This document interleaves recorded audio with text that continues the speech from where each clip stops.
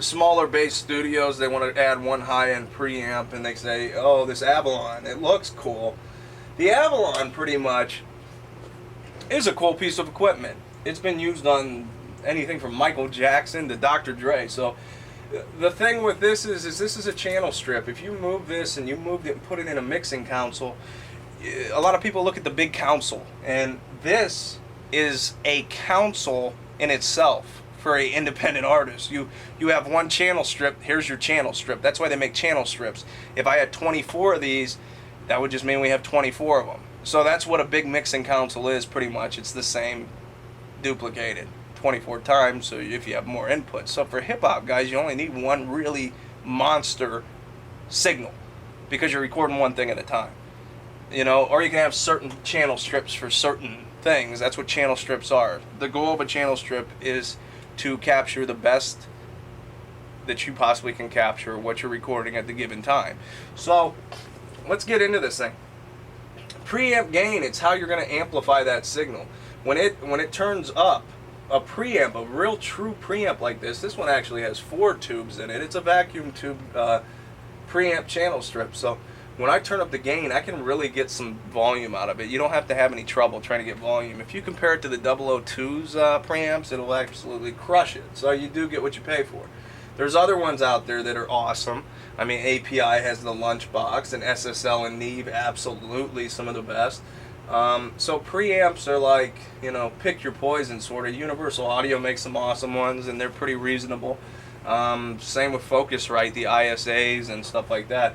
And they all have a purpose. But for a general purpose, when I do a recording for somebody, I can utilize this thing, and I can get the best benefit out of it. I'll go through it real quick, and that's it. It has 3 inputs. You have a line input instrument that's actually right here, that's 1/4 inch TRS, and then you have a microphone input, which you can just trigger to be your microphone. It does have 48 volt phantom power, and you can see it's on channel 1. So the filter is actually a high pass filter. It allows the highs to pass to the recording, if you want to think of it that way, and it can actually go all the way up to 140. So for example, I usually set it around 96 when it comes to vocals, or 90. So it leaves a little bit of that rumble, but none of the annoying rumbles that we need. So we're cutting those, so we have that right off the bat. We don't have anything that we don't want in the recording. It has a high gain that actually boosts the preamp even more than it's boosted now. Very good for like acoustic takes and stuff that's very subtle and small, or if you want to have a vocal where a guy's whispering up in your face, or a girl, or if there's just a certain part of the song you want to capture. Next, you have these 3 buttons, the compressor in, your meter, and then you have EQ comp. Okay, this is cool though.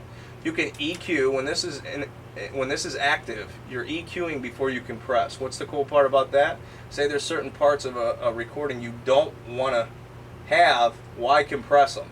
So we want to, you know, compress the best of it.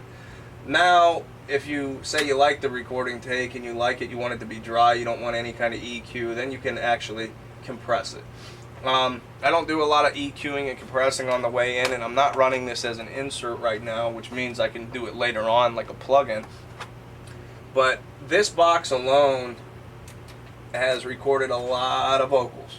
When you buy stuff like this stuff's stable. I mean, knock on wood, the stuff runs. It does its job, and it does it very well, and it's expensive. So next I'm going to show you. That's for my vocals, that's for some other stuff, maybe a bass guitar that comes in here. But I'm going to show you one of my secret weapons, and I'm going to, you know, flip and put it in so you can see exactly what I'm doing for a lot of these dudes. And it gives me a one step up. If you like the videos, I appreciate it, and hopefully you sign up for the website at Master Instrumentals, because you get all your stuff ran through this. And as far as mastering is concerned, I do those for cheap.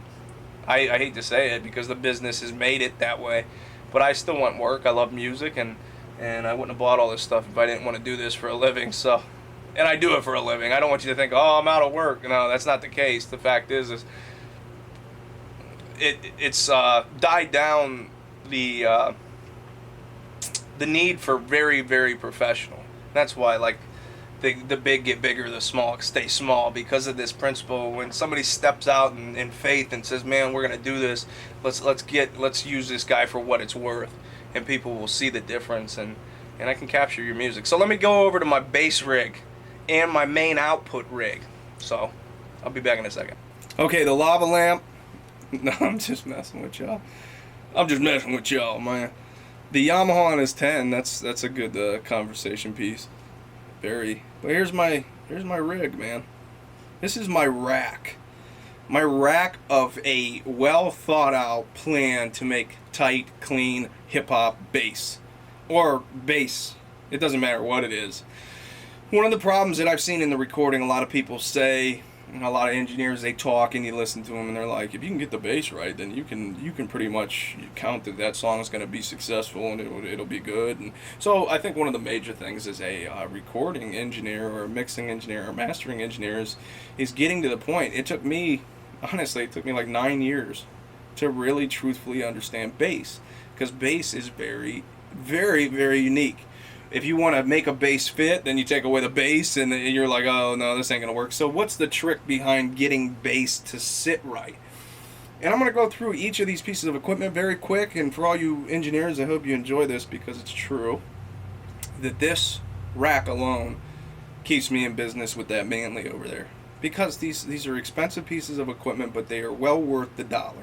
You take the dollar away, these pieces of equipment are long-lasting, awesome-sounding equipment. And I'll go through them one at a time. The top piece is probably one of my favorite pieces that at first I was just like, man, it was expensive, but what it does for my song when I take it off, if you see to the right, that little light glowing, that's the bypass button. This piece of equipment is so unique. It's made by Dangerous Bax EQ. I mean, it's made by Dangerous, and it's called the Bax EQ. It was the Bax Zandel curves. I like to get involved in what exactly is going on. It was heard on Alicia Keys' album, John Legend's album, all kinds of albums. The cool part is, in recording, there's curves, and you got to understand. A lot of you guys that just got into EQ, you just start pulling down bands and stuff and listening to frequencies and stuff like that. Well, those are more surgical EQs. This is more of a shaping tool. It actually shapes your whole entire song. So I usually run this on the master out in Pro Tools, or in whatever program that I'm using at the time. This thing here is very unique. It looks like a let me get involved in the Let me get zoomed in on these so you can see. But to the left, far left, there's a cut. And that cut allows you to cut all the way down. Look at that, I just hit puberty. All the way down to 54. 54 hertz, right above that at 55 is where you hear that low audio effect. 55 to 80 hertz. So underneath that is really not...